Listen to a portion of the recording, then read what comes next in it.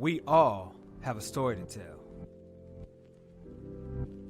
For the last 5 years, the Music Legacy Project has been about the work of helping young people find their story and then share it with the world. Every year, a handful of eager students comes to us with incredible talent, but little idea on how to direct it. We take that promise and polish it through workshops, discussions, and guided practice. Over weeks and months, they learn more about the career path of a musician, covering topics like branding, event production, public relations, email etiquette and outreach, social media, and more. The students begin to learn what it means to be a professional. Guests from different sectors of the Austin music industry drop in to share their expertise and offer key insights. Mentorship and one-on-one tutoring is provided via partnerships with organizations like Anthropos Arts. At the end of this process, we find a more informed and confident young leader in music with more tools and a broader network at their disposal. The future of music in Austin can't get where it's going without knowing where it started. The legacy they leave behind is up to them. We all have a story to tell.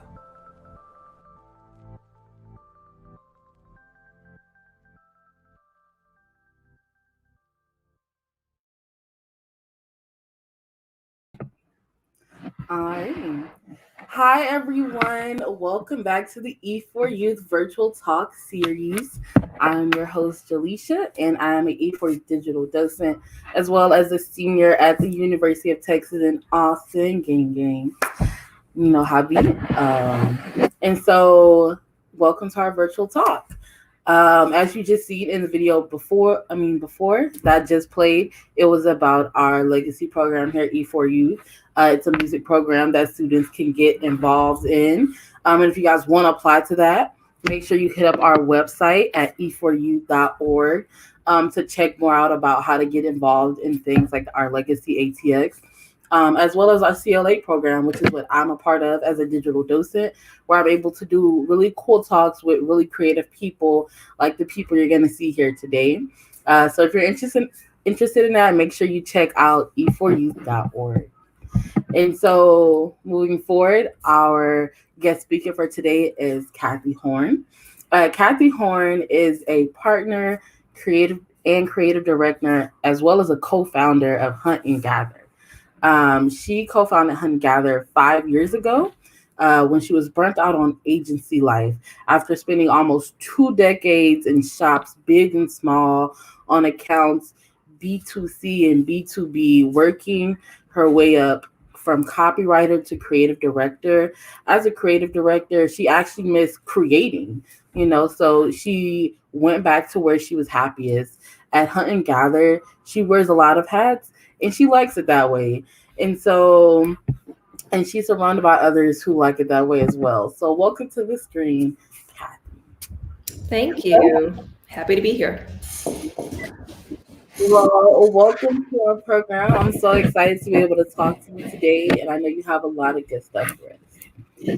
I do, or so I hope. Do you want me to just launch into kind of a little bit about Hunt Gather and the work we do? Yeah, let us know about what you do. Okay, well, before I go into the presentation, hi everyone, I'm Kathy Horn, creative director, co-founder, as Jaleisha mentioned. I'm a creative director on the content side or copy side of the house. I have a partner who is the design creative director side of the house. I'm going to take you through some of the work that we do at Hunt Gather and tell you a little bit about ourselves. Cool. All right. So 2020 has been a crazy year, to say the least. This is a little bit of a snapshot of our year so far. We have not slowed down, like knock on wood. We're super thankful about that. We have thus far completed 671 projects, which is about 3,000 plus assets, almost 50 campaigns, a lot of emails, 212 days working from home now. And it's worked out just fine so far. And so much coffee to get us there. So at Hunt Gather, we call ourselves a tribe of makers and doers. And what that means is we are a small boutique shop in Austin.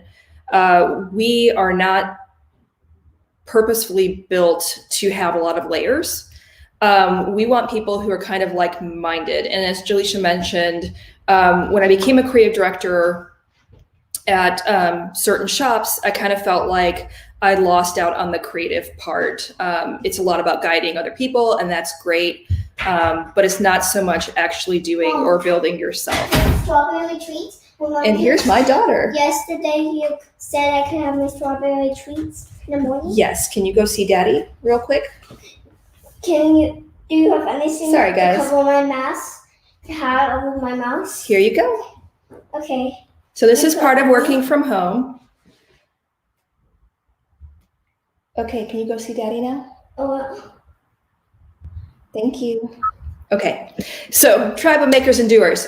So we all want to wear a lot of different hats. We all like getting kind of our hands dirty.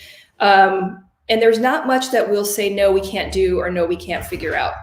So it's kind of a mindset at our shop. So a little bit about what we do. Kind of all the stuff you would maybe expect from a full service agency.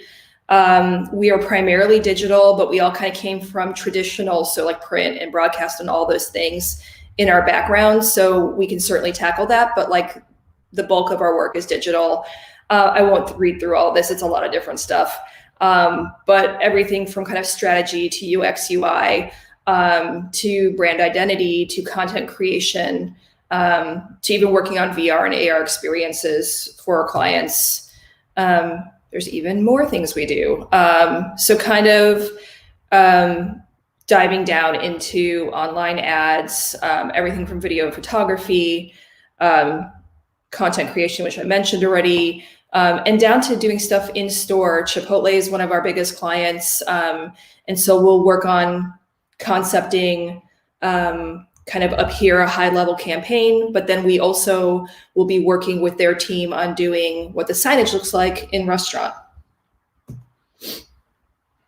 So a little bit about what we make. Wanted to take you through some of the work that we do. This is just like a quick snapshot to give you an idea of how those services translate into actual work, actual deliverables.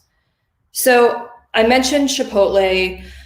We have been working with them for almost 3 years, I think 2.5, doing everything from, we started on really working through emails and helping them launch their loyalty rewards program, to we've kind of become a shop that can tackle all sorts of different things for them.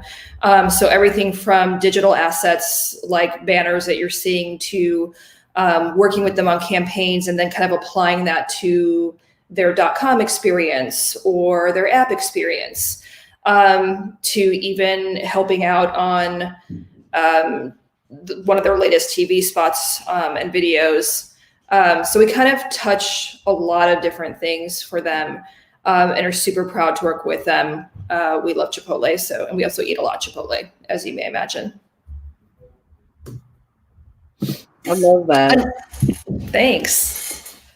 Another one of our clients that we were super proud to work with is Planned Parenthood of Greater Texas. And this is just one example of kind of an Insta story and a landing page. I can't find them, Mama. Sorry, guys. I can't find the pack of the with strawberry treats. The with the biggie pink. They're in my ones. coat. I will be with you in a second. I'm on a phone call. Okay, thank you. Okay, so back to Planned Parenthood, social campaign and landing page. Something that's interesting about this campaign is it was served up strategically to West Texas, where there are no Planned Parenthoods. In fact, if you live in West Texas, you kind of have to drive anywhere from a couple of 100 miles to 400 miles, depending on where you are, to get to the closest Planned Parenthood clinic. So this campaign was kind of designed to tell folks that, hey, there's a Planned Parenthood Direct app, and that we are still here for you, even though we may not be in the physical space with you. And it also served to change the SEO tide for them. So in West Texas before, if you Google Planned Parenthood West Texas, there were some negative stories that would pop up, and that kind of dominated what you would get results wise. So for this one, we very specifically wrote the landing page to have certain keywords so that this would over time kind of overtake those news stories and become more about Planned Parenthood being there for folks in West Texas. So it kind of was double duty. Some really great spots we did. We did about 10 video spots for United Way for Greater Austin. This was a couple of years back, and it was really great. Those are kids that have been impacted by United Way, explaining philanthropy to folks. So we kind of had the insight that philanthropy is a really like big and heady word. Not everyone knows what it means. It doesn't super translate well if you're doing things translating into Spanish. So we wanted to create a campaign where the kids kind of talked about what philanthropy is or what they think it is. And we had kind of our moderator there in the center who was a comedian in Austin, or is a comedian in Austin, and kind of taking through like, it's not something that none of us can do. It's not only for certain people. Philanthropy is something that all of us can do. And it's super critical that we do so. Jaleisha, stop me if I'm like rambling too much. You're good. This is really interesting. I think that these are really awesome campaigns that y'all did. And I didn't like realize like how much thought was put into different little things like these. Yeah, there's a lot of stuff behind the scenes that like you may not be able to tell from just looking at the creative that went into it strategically. And so that I wanted to show some of those examples for that reason. Another thing we did was social video for Tastemade. And this is featuring Aaron Franklin, who anyone who loves barbecue in Austin knows of. But this was taking a little bit of a different spin on it. He's been filmed a lot talking about his barbecue, how he makes his brisket, kind of the process.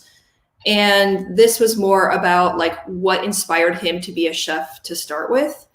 And it was talking about his family's, I think it was his grandmother's pot roast recipe, and like how simple but delicious it was, and how it kind of inspired him to do what he does now. So what did y'all do for that project? Like, did y'all make a video for him? Yeah, so basically we partnered, or Tastemade brought us in. So we did a little bit of like rough scripting, and by scripting for someone like this, it would be more like interview questions.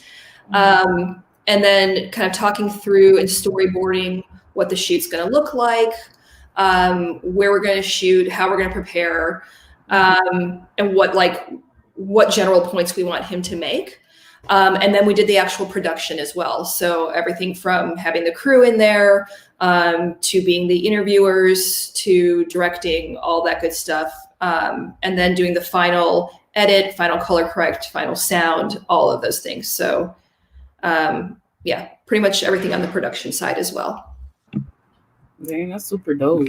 Okay. It was a lot of fun. And then we got to eat pot roast made by Aaron Franklin, and that's not bad. It was super delicious. That's awesome. And then the last example I wanted to show, this is now, gosh, I think, this is from 2016. And the way I know that is, this was like a million news cycles ago, but there was this tweet, I don't know if anyone remembers this, that whoever tweets from McDonald's had put out, where they kind of disparaged President Trump, who had just been elected. And we thought it was really kind of funny. And then McDonald's said that their Twitter account had been hacked and all these things. We ended up doing in a single day this site and this whole idea of like supersizing the resistance. South by was about to start, I think like the next day.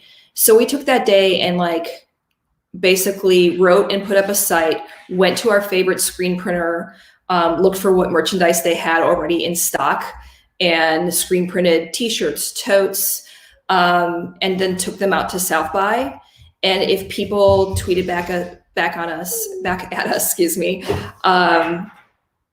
about it, They would get a free t-shirt or a free tote. We then made even more merch and put it on the site. And with every sale, like every proceed went to supporting Meals on Wheels. And that was because at the time, I think President Trump was also like doing some legislation that would have defunded Meals on Wheels. The reason I'm showing this, even though it is a little bit old, is because it just kind of shows that like there's a lot you can do in a day if you are motivated to do it. The fact that we could do all of that in a day and kind of take it out into the streets. And it was just a passion project. We just did it for ourselves. We did get a really nice cease and desist letter from McDonald's. And that is framed in our office, but it was super polite. So we stopped selling merch. But I think we ended up raising, like $3,000 for Meals on Wheels. So it was before we got shut down. So it was really cool. Dang, that's super dope. And I was just about to ask if y'all was really working with McDonald's. No, we very much like just did it and just asked for forgiveness later. And got a very nicely worded letter from them, and also got a letter from Meals on Wheels, from the president of Meals on Wheels, with a little handwritten note of like "Viva la Resistance," and that's hanging in our office too. Dang, that's crazy. I love that. That's so dope that y'all just did something like that, and it was it worked out. So that's all I got. All right, yeah, I mean, that is so awesome. Thank you for telling us about what Hunt and Gather does. I think these are like super dope and super creative, but can you tell us more about what a creative director does? Yeah, so it depends what kind of shop you're at, but overall the creative director is in charge of bringing a project to life. And that means managing and directing other teams, helping guide them. Like really, when you're a creative director, you should know that client inside and out and know what they're gonna be good with or not good with. And you're there to push the creative work. You're there to not only push the creative work to make it better and more amazing, but also to be more successful at the end of the day for whatever client you're working with. Right. That's super dope. And you also mentioned that you wear a lot of hats as well. And what hat is your favorite hat to wear and why? That's a good one. So yeah, we all wear a lot of hats because we need to and we kind of like to. For me, my favorite is actually still writing. And it is working. I really geek out if I can work with a client that has something that's like, how can I best say this? Like really hard to understand. Like I did a project for Dell about a data confidence fabric, and I did not know what that was. And I had to meet with a lot of engineers and talk to them about like how to best express that into a video script. And it was, really complex, and I really kind of geek out or love getting into something and learning about it and then making it consumable by other people who may not know what an engineer knows or may not know what a CTO knows. So that's kind of still my favorite.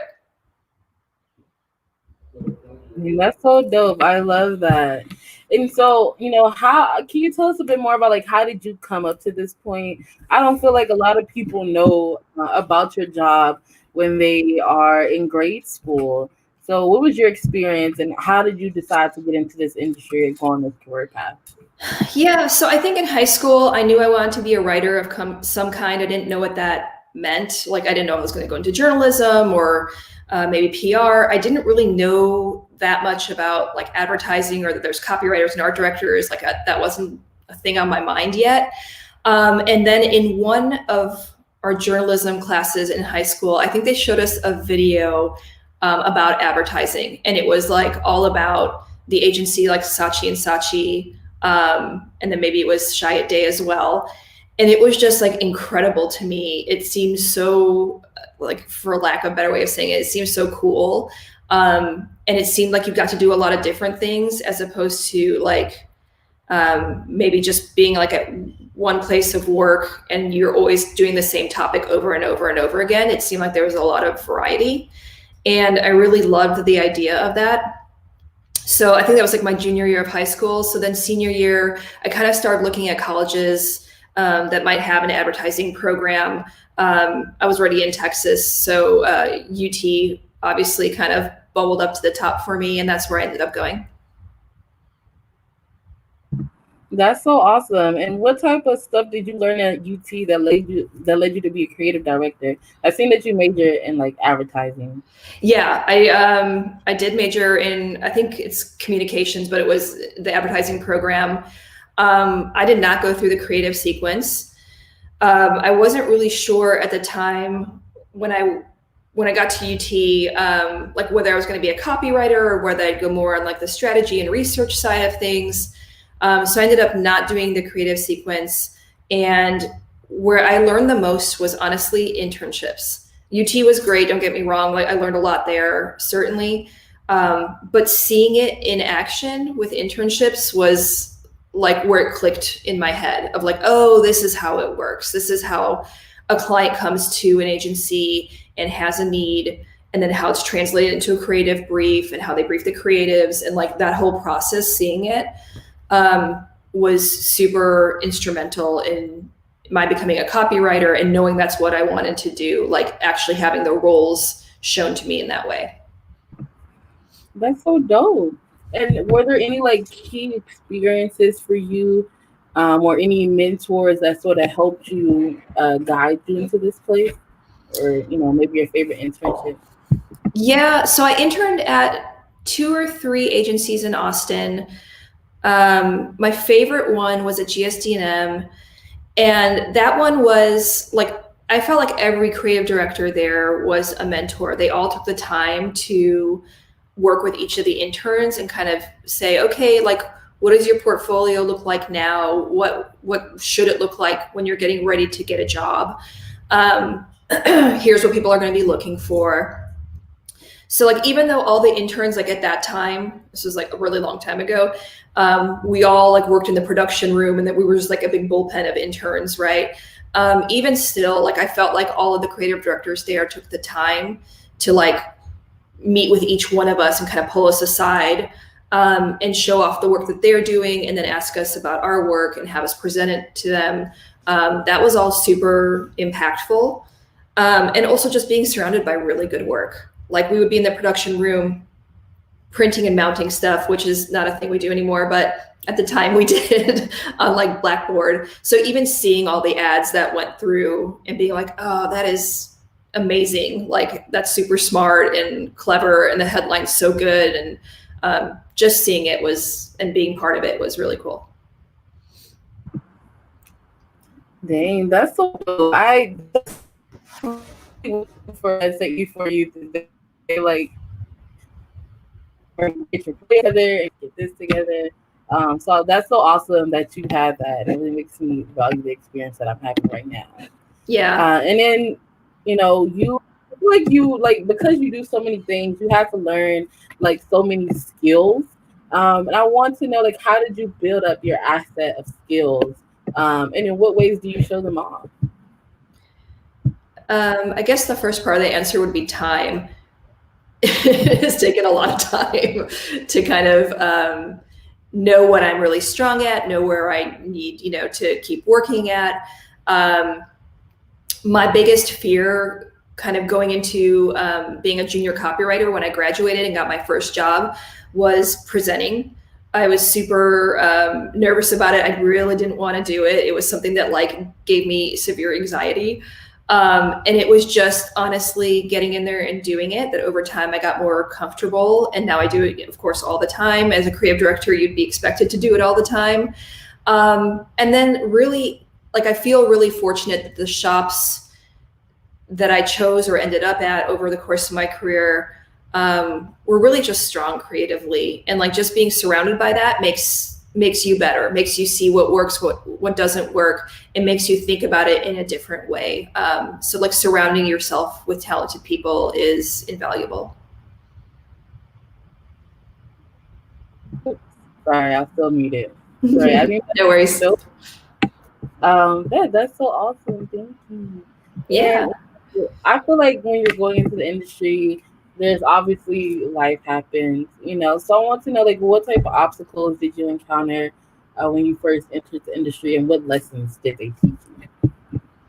Yeah, so kind of early on in my career, I happened to work at an agency that had a lot of, gosh, how to say this?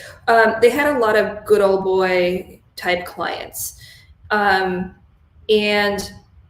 when I started, there were, I feel like a lot less females in the industry, particularly in the creative department. So some of the kind of like obstacles that I really felt early on in my career was actually being taken seriously, actually having a seat at the table where if I said something, someone actually listened, and not just being kind of treated or downplayed, because I felt at the time, because I was a female in a really male industry for really, a male dominated client set. And so that was a struggle to get over. But again, it took time and it took practice and confidence. Excuse me. Kind of growing that confidence to be able to talk to someone and be acknowledged, I guess, at the table.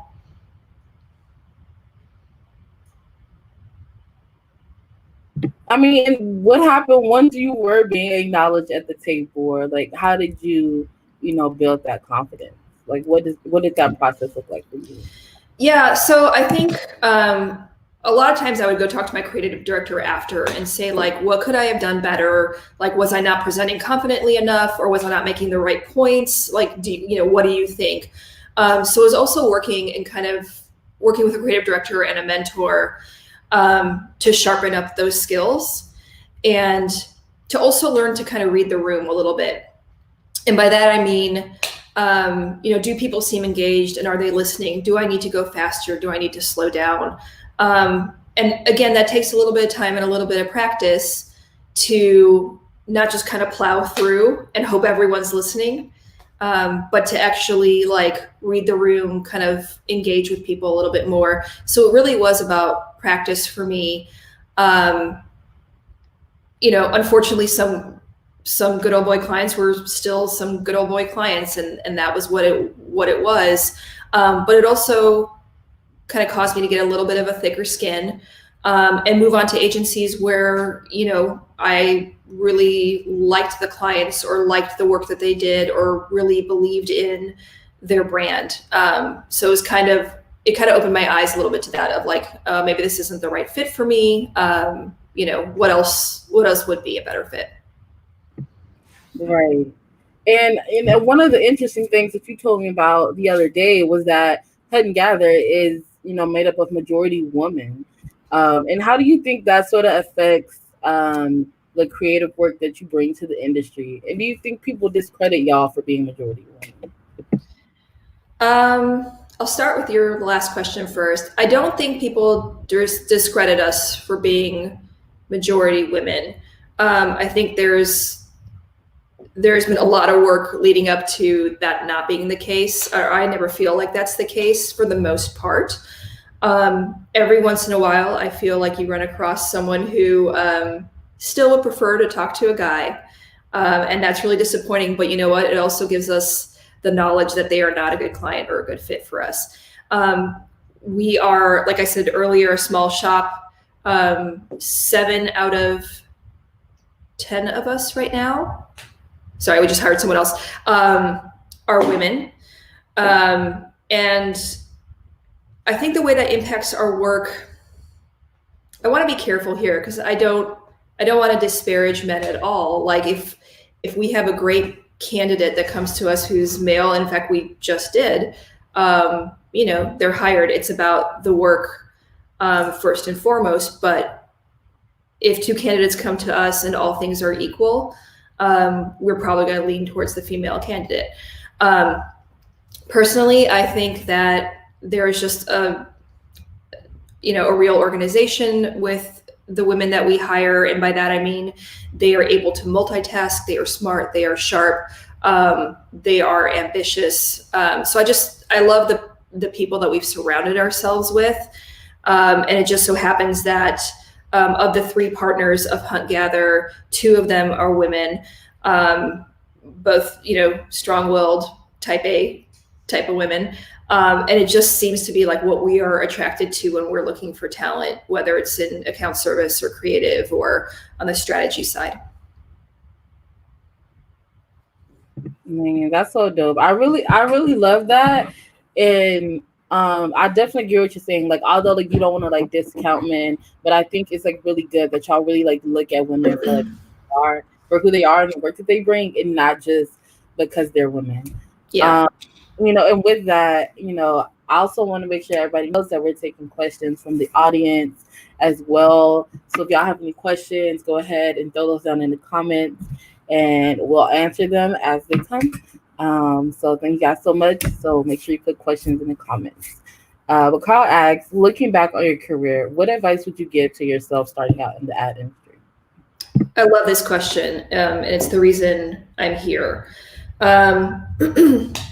So when you're in college or entering college, I think the number one advice I can say is intern.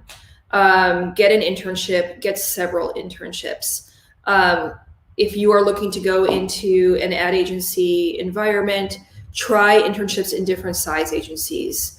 Go to, someone who's kind of a behemoth like a GSD&M in our city, but also go to a smaller shop, see where you fit, ask a ton of questions. Sorry, ask for feedback. There's no reason for you to intern somewhere and not take advantage of the years of experience that the people in that building have. So don't just be kind of a shrinking violet. Get in there and understand why something works and why something doesn't. Ask for assignments. Don't sit and wait for things to come to you. Show folks that you are ambitious and that you want to learn more and get more opportunities, and they will be given to you. Well, period. Go off, I guess. Like, that's really dope. You're right. You do have to ask for more stuff. I think that's super cool. And then another question that we have from the audience was, what are your non-negotiables as a creative professional? This is a great question too. So from a client side, and maybe these are things that I have over time kind of established, there are certain clients, certain things I don't want to work on. And part of actually getting to where I am in my career and starting my own shop meant the freedom and flexibility to not back down on those things that I believe in personally. So there's certain clients I wouldn't work with, no matter the amount of money. There's also certain things that, I don't want for my employees, for our employees. So there's times in my career where a client might flip out and might yell at the entire, table full of creatives. And that's something that I would not put up with today. It is a non-negotiable.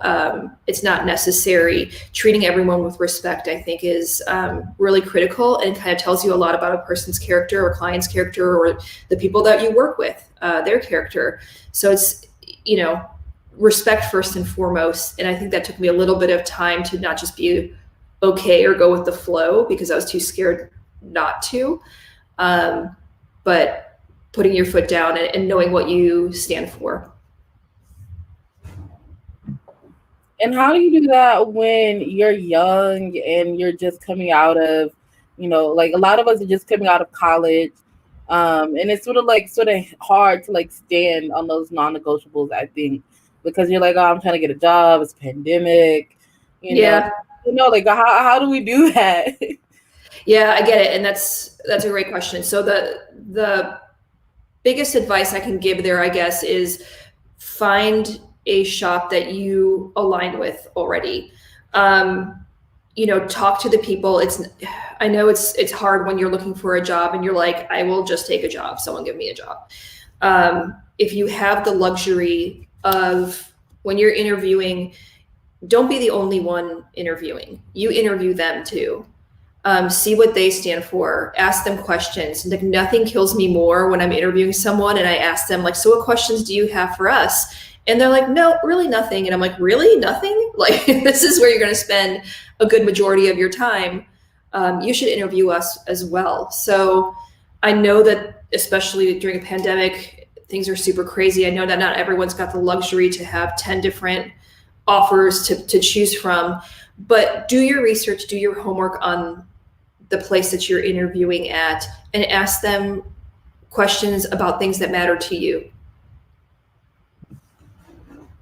And so, I don't know, I'm thinking maybe like, should they be questions about like culture and company values, right? Everything. Yes, all of the above. Ask them if they're a small shop, what their plans are for the next 5 years. Ask them what kind of clients they would ideally take on more of, or who they wouldn't take on if they came to them. Ask them about what opportunities you're going to have. Do you present, if you're creative, do you present your own work? What opportunities will you be given? Like, all of those things are important and you might not think of, especially if you're like just starting out and you're like, I just want a job. But it's important for you to know those things going in and see if you align with them.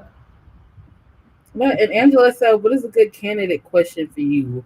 Or do you have an example of one? Yeah, so I like when someone comes in and has researched our agency already. And I know that sounds really like rudimentary, but I've been surprised by how many times someone has come in and said to us, when we ask, like, what do you love working on? What do you not love working on? And they'll be like, ugh, I really hate doing emails or banner ads. Like, I don't want to do those. And I'm like, cool, we do a lot of those. So, I want people to actually research coming in. I do love when candidates ask us about some of the work they've seen from us. They ask us what went into it, how, if they were on that team, how would they have impacted it? What would their role have been in that?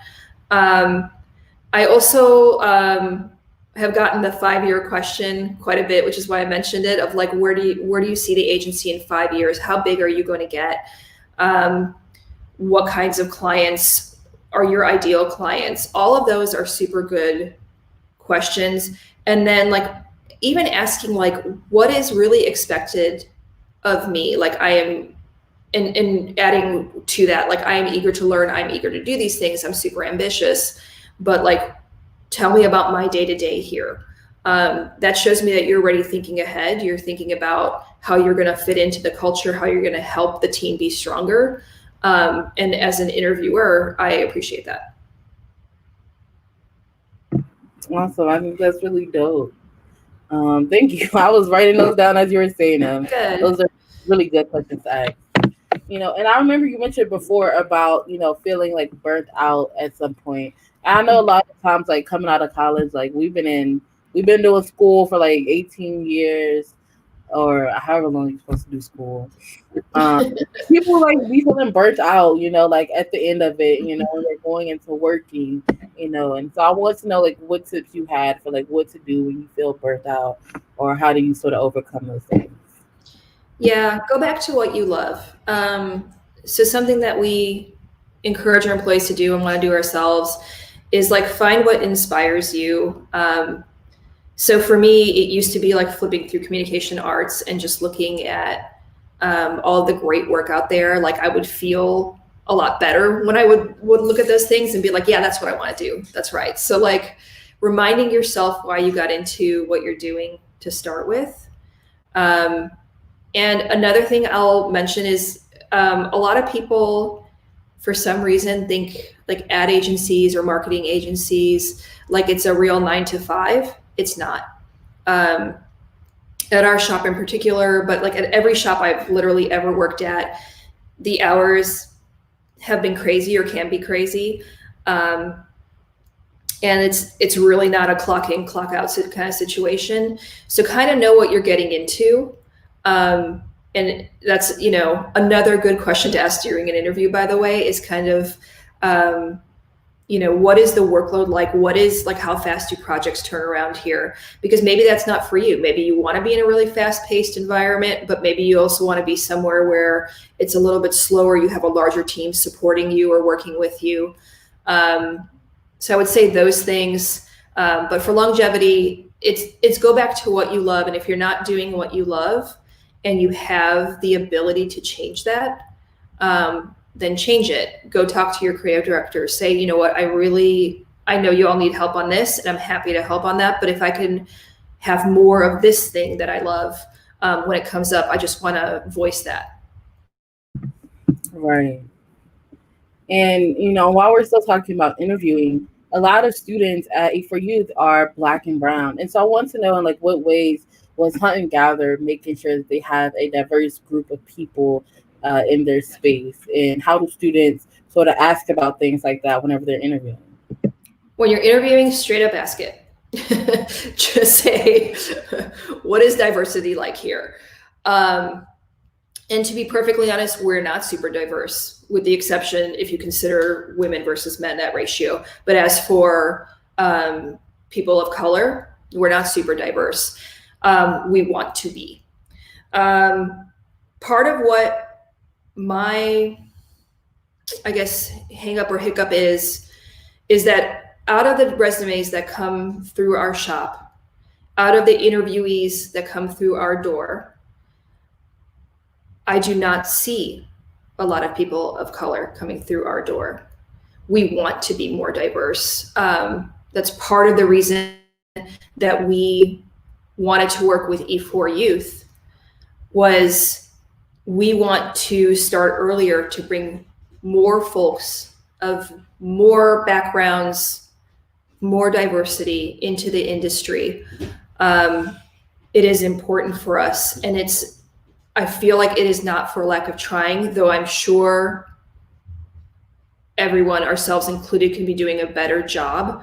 We have started looking for sites like Black designers, or I believe there is, not Girls Who Code, but there is another one that we just recently came across.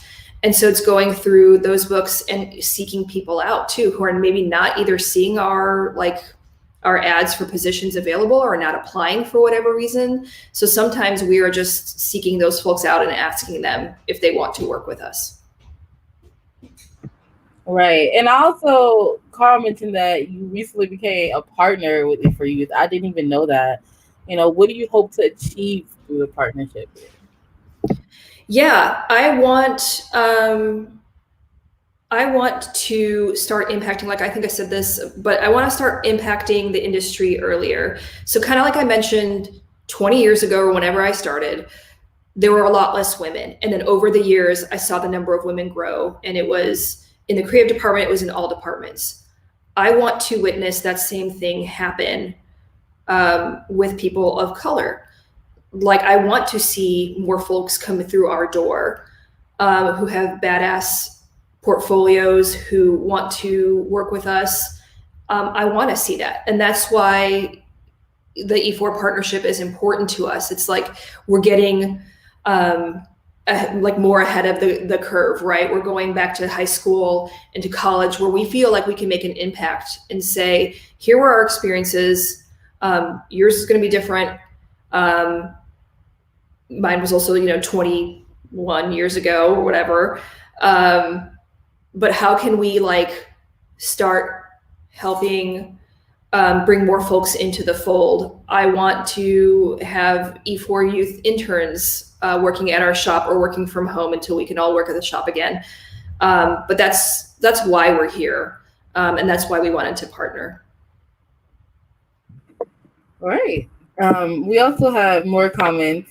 Angela, she said, where do you recruit? As well as, is it in-house? Because sometimes people's inner circles are not that diverse. Yeah. So at this point, So that's a good question too. LinkedIn is where we are always searching for folks. That's where we post our ads. That's where we promote. We kind of have settled on that is gets us the most aligned candidates. Like I feel like when we've used other services, we get people who are not at all in the advertising realm applying. So it's just a lot more to dig through. Inner circle is a great point, and you're right, our inner circle isn't super diverse. But I've also reached a point, and we all have in our careers, where our inner circle, they're all creative director types too. I don't need 10 creative directors. We don't need 10 director level people in our shop. We need everyone from junior to mid-level to senior level. And those folks are no longer in my inner circle, truth be told. So when we do hire for those positions, it is about us reaching out and putting an ad on LinkedIn and seeing what candidates come our way. Right. And, you talked about LinkedIn. What are tips for LinkedIn? I know a lot of creatives is mostly about like your portfolio, but I have not heard a lot of people talk about LinkedIn. Like I barely use my own LinkedIn, honestly. So have all of your stuff put together on LinkedIn. And by that, I mean, take the time to fill out your profile, show us your internship experience or your work experience, depending on where you are in your career. If you are a creative and you have an online portfolio, man, make sure that link works. Make sure it's not password protected. Make sure that all of the work that's on that site, I can actually click on and I don't get like a 404.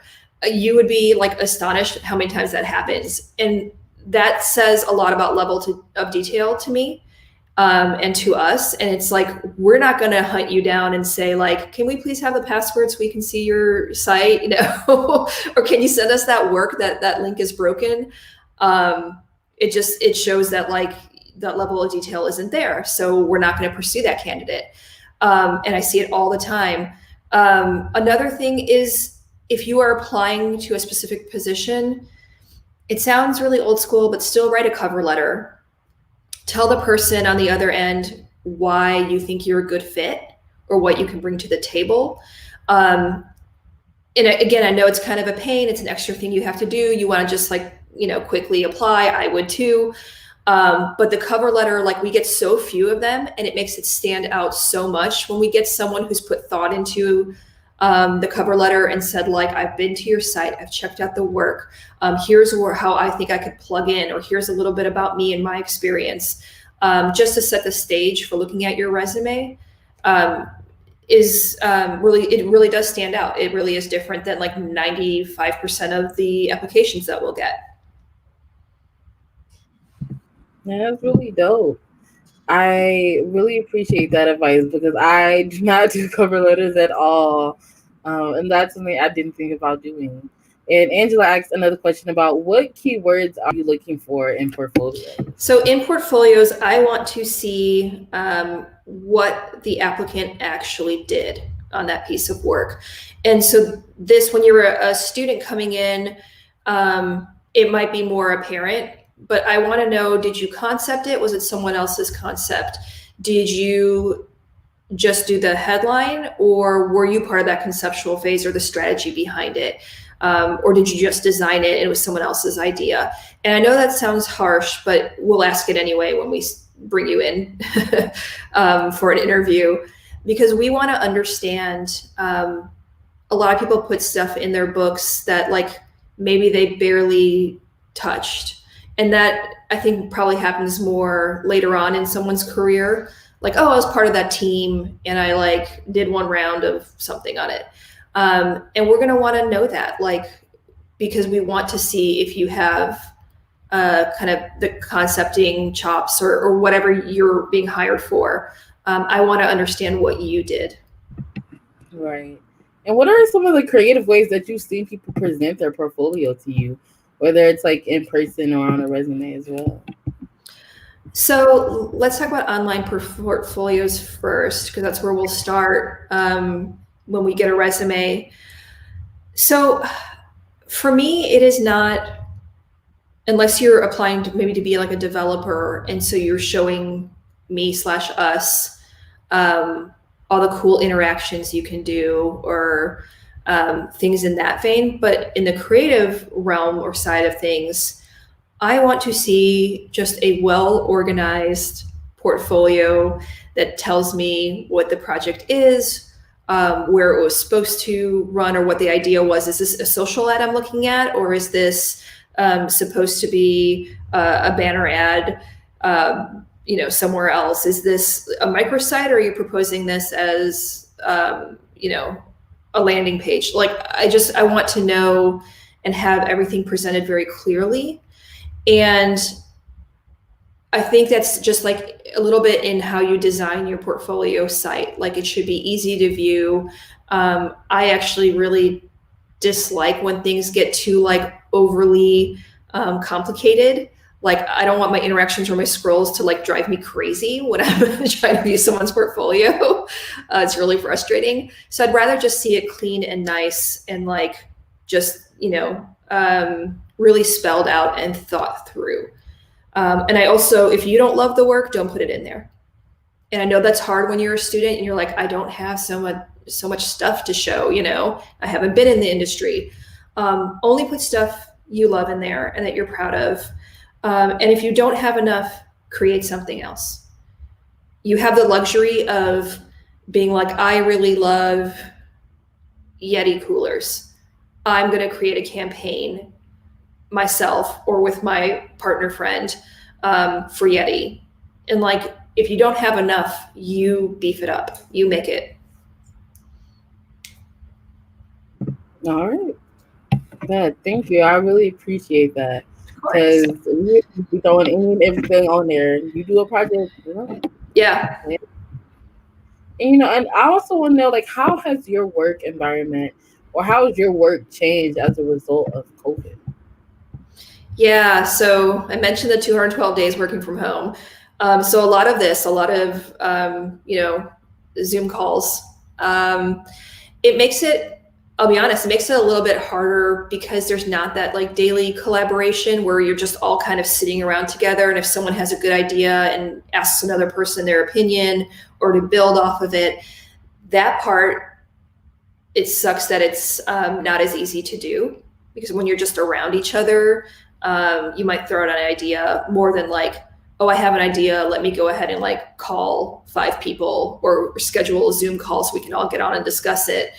It just takes more effort. So that's probably the part I miss the most, is kind of the in-person, on-the-fly collaboration. But other than that, our whole team is super strong and super dedicated to the work. And so I feel like we're all always on at the same time. If anyone needs anything, everyone's accessible and like ready to jump in. So that hasn't changed, whether we're working from home or, in the office. Right. And just to wrap things up, could you tell us, what are your plans for the future, whether it's personally or professionally? Yeah, man, that's a great question. I think it's, for me professionally, it is continuing to kind of nurture and grow with my partners at work, hunt, gather, and where we're going. We love our clients on our roster now, and it's about growing those clients and then growing the talent that we have at our shop as well. Everyone I feel that is on our team right now is just so strong, both together collaboratively, but also independently. And I think it's about like, how do we maintain that and grow it and not kind of mess up that magic or that secret sauce as we continue to grow over the next few years. Awesome. Well, thank you so much. I really appreciate you coming to talk to us about what you do and giving us really good advice for interviewing and portfolio. Thank you. And all of Thank this. you. I really enjoyed it. Yeah, that ain't no problem. Is there anything you want to leave us with? No, I mean, just keep keep doing the work. And, I would love to hear from the folks that were on this call.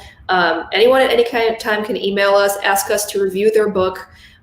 We actually will take the time to do that and kind of give you our thoughts or, our experience. And that's something we try to do with people we interview as well, which you don't always get. Don't feel discouraged if you apply for something and you just don't hear anything.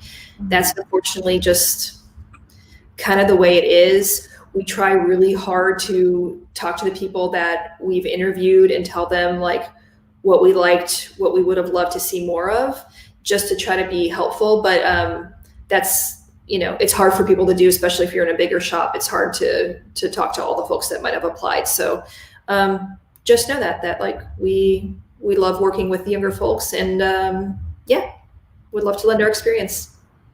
All right, awesome. Thank you so much. Thank you. I hope you all enjoyed today's conversation. It was super awesome. And if you enjoyed this one, then we'll be having another one next week as well, at the same time at 12 p.m. on Wednesdays. This is a great opportunity for you guys to learn more about the creative industry and learn about different jobs that you can get into, like Kathy did. And if you are more interested in developing skills and how to get into the creative industry and how to build your portfolio and different things like that, make sure you join our Creative Leadership Academy. And you can join that by going to our website at e4u.org. And that's all we have for you guys today. So everyone, I hope you have a great rest of the week. Bye. Bye. Thank you.